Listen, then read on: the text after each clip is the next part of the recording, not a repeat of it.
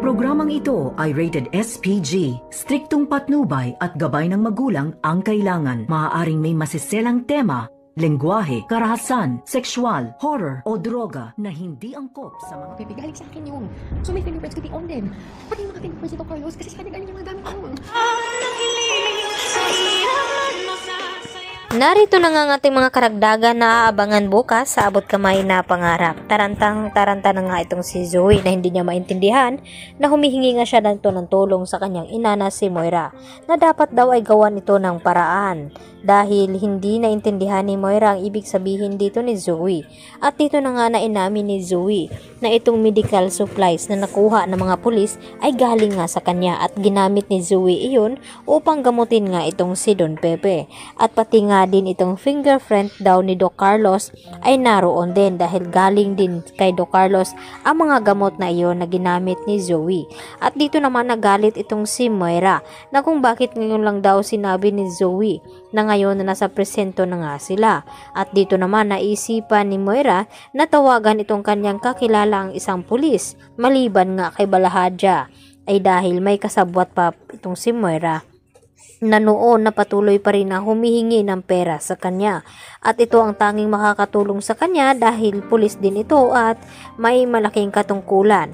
At ipapawalang bisa itong fingerprint dito ni Zoe nang sa ganon ay malulusutan niya ito. Dahil hindi nga makakapayag itong si Moira na makulong nga itong kanyang anak dahil sa ginawa nito kay Don Pepe. Kaya nakonsensya naman ang husto itong si Zoe. Kahit hindi nga natuluyang masawi itong kanyang lolo Pepe, ay siya pa rin ang dahilan na kung bakit naghihirap ito ngayon. At dito naman na sinabi ni Moira na kumalma at huwag magpapahalata. Baka ito pa ang ikakabagsak sa kanila at baka dito sila makulong sa ginagawa nga dito ni Zoe.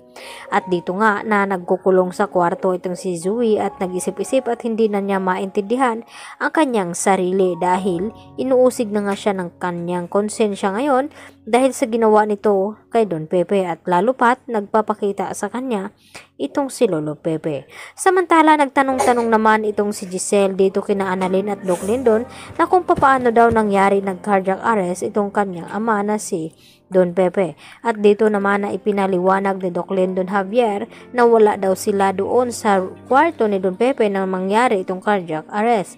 At ang naabutan na lamang nila ay walang iba kundi ito nga si Doc Carlos Benitez. Kaya nagdududa na naman itong si Giselle na kung bakit naroon itong si Carlos at kung papaano na cardiac arrest nga itong kanyang ama na ngayon nga ipinagtataka din ni Annalyn dahil nung huli ay nakausap at nakiramdam nga itong si Don Pepe at pinisil pa nga itong kamay ni Annalyn kaya biglaan nga ang mga pangyayari.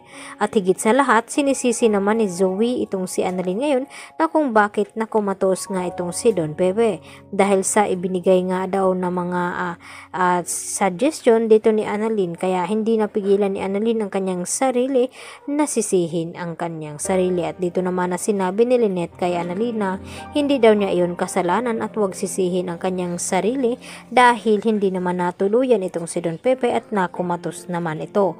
At ang gawin lang nila ay manatiling magdarasal at manalangin na sana ay makarecover agad itong si Don Pepe. At nakahanda na nga ngayon na ilipat ni Giselle at RJ itong si Don Pepe dito sa Apex Hospital nang sa ganun ay mabantayan nga ng mabuti dahil baka daw may gagawin na naman na hindi maganda itong si Moira. At hindi naman sumang-ayon itong si RJ sa ginawa nga dito ni Giselle na pati itong si Zoe ay pinakuhanan niya ng fingerprint. At dito naman na pinaliwanag ni Giselle na kung bakit nagpapauto pa siya dito kay Zoe na minsan na nga siya nitong tinatraidor. Kaya yan po ang ating pakatutukan bukas dito lamang yan sa abot kamay na pangarap. Yan lang po at maraming salamat.